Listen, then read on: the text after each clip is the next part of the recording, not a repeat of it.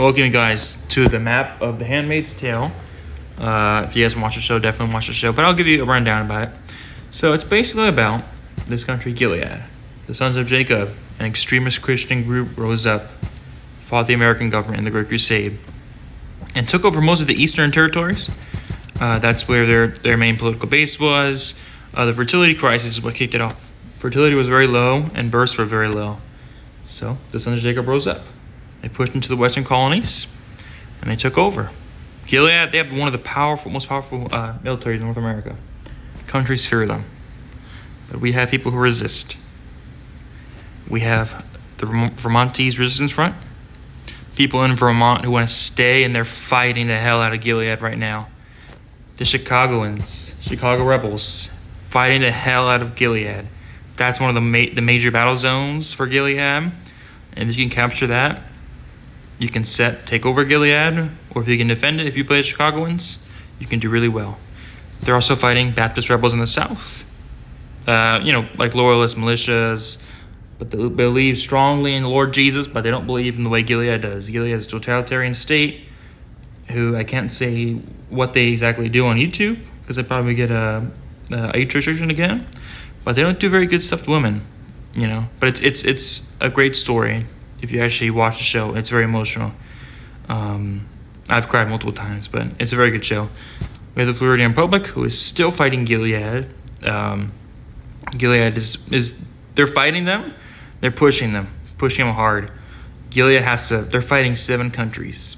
They're also fighting the Republic of Texas, who is doing really well. They're fighting remnant forces of the United States. They're fighting remnant forces in New York that are way smaller, but the United States had tons of forces in Alaska, Hawaii, Guam, and Midway. Okay? They're also fighting May Day. May Day is one of the biggest resistance fronts that doesn't really have a flag in the story, but they are all over Gilead. They're strong. They're not as strong, but they're all over Gilead. They love fighting Gilead. They hate Gilead. Let me go farther west into the eastern and western colonies. I reached to California. California exists, and Gilead's fighting them as well. California can push east and join the rest, but Gilead still has one of the biggest militaries, so they can kick the crap out of any other state in North America. You have to work against Gilead. You have to work together. Now we go north, or we could go east. New Bethlehem is a Gilead project city that was set up, working on focusing on bringing refugees that fled Gilead, that fled the persecution in Gilead, to Canada, to bring them together with their families in Gilead. That's a project of Lawrence. And then Saint-Pierre Refuge is a French refuge island that focused on getting refugees that went to Canada, to Saint-Pierre, to France, or to Canada to get them away from Gilead. Now we look at the state of Canada. The state of Canada is the biggest May Day in America. They don't really have a lot of association with the independent states in the South. They sometimes send aid workers to Chicago. They're strong, very, very powerful and strong, and the British sometimes have forces deployed also, but they have an uprising. They have a rebellion, the Sons of Lawrence, a Gilead-led and inspired movement. It's very much inspired by the gentleman who ran over June, one of the main characters. He ran over June, and he had that flag on the back of his truck, and that inspired a lot of people against American refugees in Little America. And they fought. They rose up and fought. This is not canon, but this is my canon of what I think would happen like 10 years down the road, 5 years down the road. The Sons of Lawrence rise up. They're very powerful military. Not as powerful, but they start with 5 units. If it's a player-led nation, you can destroy Canada and conquer it. But Canada can easily crush them if they work on they're uniting their troops and everything like that, okay? So now we go to New Canaan. New Canaan is a women-led and has children, community that's peaceful and non-aligned. That's where Serena's Fred Waterford's wife, one of the commanders of Gilead, one of the founders of Gilead. His wife fled with her daughter, and she eventually, on the train, she got stuck, and she left, and she wandered into the Canaan community. She got saved. She lived there for a while, and now she's in New Bethlehem as representative. And now we go to, they're not strong. They're not meant to fight each other. They're odds with Canada. They're best friends. The Alaskan forces of the U.S. in Alaska here. We first see Alaska in the show when June gets to Alaska and meets her mom. Right here. But they're powerful. We recently saw jets come down and try to rescue June, her daughter, who was held in Colorado. Because Gilead captured children, and they kept children to indoctrinate them in the ways of their beliefs, of course. Hawaii is kind of the same thing, so strong. Now we go to Mexico. Mexico is suffering horribly. They're not involved in war, but their population is declining. The ambassador from whatever city she was from, her city had no births for the past 5 years. I think it was the past 5 years or a couple years. No births at all. So their population is declining, and they're also suffering. They're suffering from ecological disasters because before the rise of Gilead, there is pollution. There is a nuclear war that happened. There's pollution sites, I think, in Tijuana, one in Southern California, a couple in the colonies here. You know, there's pollution and ecological destruction there.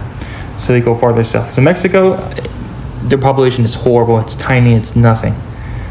If we go farther south, I have the least information about this, but the Libertheos, in her book, Margaret Atwood's book, it basically says that the Libertheos, they swept over Central America, and they do not support Gilead. They're a liberal theocracy who doesn't support Gilead, but they did block the flood of oranges going to Gilead. So Gilead would have to get the oranges from Florida versus from Central America. We don't know too much about them, but the Libertheos would be a great threat. Their population has to still be low also because they can't. There's fertility issues, and fertility is a great seller in this world, and people need it because the birth rates are going down. Puerto Rico is still American, of course. All the troops there and all the ships are there also. So the U.S. in exile has the heading of ships. They have the power of ships. So Gilead can beat any of these forces on land, right? They can physically beat them. If they all work together with strong players, they can beat Gilead. But if Gilead beats them, the United States is still there with their navy. And that's the biggest threat to Gilead, is the navy. We go farther south, Venezuela, we don't know a lot about, but we know Venezuela wanted to take part in the Handmaid program. They like the Handmaid program. Unfortunately, we don't know a lot about it, but that's about all I can tell you about that. All the black spots here are all the rest of the world that we don't get information on. So I'm just putting all the countries that I have information on that I should tell you guys. That's sort of canon. China and India exist also, but they're not. I didn't really do them yet. I'm sorry, but they're United States allies. They like them. They provided them aid. I'll start with the UK. The UK is strong. They are allies of Canada, and they put units on the border of Canada and Gilead. You know, because the tensions were escalating, so they put troops to the border. So they did pretty well up until more Gilead immigrants came in, refugees came in. They started closing the border. That's the same thing with France, Germany, with Italy. They had migrants come in, they stopped supporting them. That's the same thing for France, Germany, Italy. Switzerland is probably one of the worst nations I've seen in the show. They came, usually what the Swiss always do is they try to negotiate, but they basically try negotiating to take June's daughter. So June had two kids, but they wanted to take her first child, or second child, away from her and give her to the parents, in quotation marks, because the parents use her to carry a baby because they can't, because they're infertile. They used her. So the Swiss are trying to get that child to the parents who they didn't belong to. That's why I don't like this place. We go to Belarus. Belarus and Russia are in the same boat. They both have favorable relations with Gilead. They like what Gilead does. They like the Handmaid program. And they probably engage in trade and natural resources, of course. Oil, metals, all that. Let's see, who else is here? Oh, I'll go to New Zealand before I go that way. New Zealand, we don't know a whole lot. New Zealand originally supported taking Gilead refugees in, and then 15 years later, didn't support it. and people really don't like Gilead refugees coming into their country. A lot of these countries don't like that. I'll go to Israel because we get some information about that. But we learned that when the sons of Jacob rose up, when Gilead took over, we learned that Jews in North America were offered to either leave, convert, or die, basically. And then a lot of people left to Israel. Some were killed, of course, and some were lied to. They were sent on boats halfway out in the Atlantic, and the ships were sunk. Horrible stuff. Horrible stuff Gilead does. Horrible crap. Go to North Korea. North Korea possessed the same values as Russia and Belarus had towards the Handmade program. They liked it. And in Venezuela also, they liked it. And the military action when the U.S. brought jets in to Colorado to try and rescue the children there, Hannah, June's daughter. Gilead jets, like they're not their jets, but their anti-aircraft were placed around the area. They knew it was coming, shot it down. North Korea and Venezuela loved it. Horrible stuff too. And Japan is disappointing, man. I mean, they have no issues right now, but Japan, in some of the pages in the book also, it shows you that Japanese tourists went to Gilead, and they're like, wow, look, the women are so covered. Let's take a picture of you guys. You guys are so covered. And the sad part is that Gilead allows these people just to wear, in Gilead, the women who they're taking pictures of are women who are oppressed.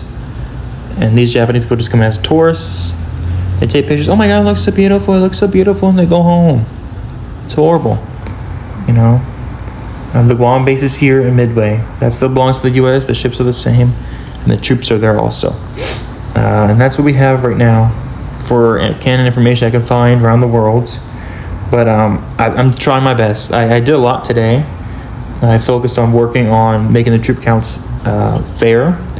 So I'm trying to work those on and make them fair. The cities should be fair. The only cities in North America are, of course, New Bethlehem, Ottawa, Chicago, East Coast, California, and Alaska, and also Mexico City. But I'm trying to make it fair for you guys. I want to make it probably one of the most enjoyable ones I've ever made. But when I add more updates, I'm gonna let you guys know it's not gonna be canon to the story. I would like to be canon, but I mean, she's not releasing enough information for me to make exact stuff to where it's all canon. But I want to release it where it's like, hey, look.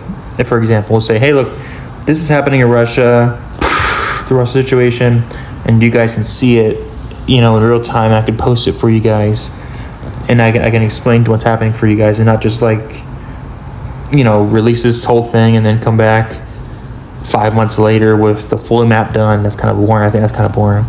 So I'll try to update you guys on a lot of the additions I add.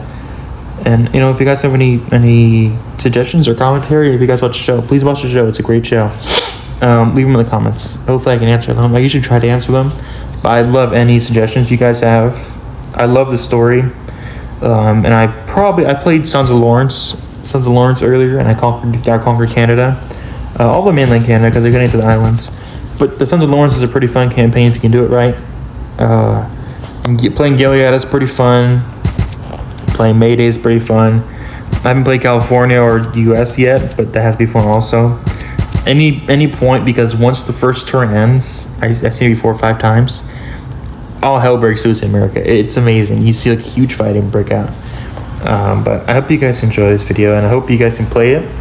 I'll have to host it sometimes whenever this video gets released. I'll probably start hosting servers so you guys can see it, and then I encourage you guys to take videos of it, take pictures, whatever, post it on Discord. I don't care. Post it wherever you want. I love this genre, and I hope you guys enjoy it. And I love Iron, so love you guys.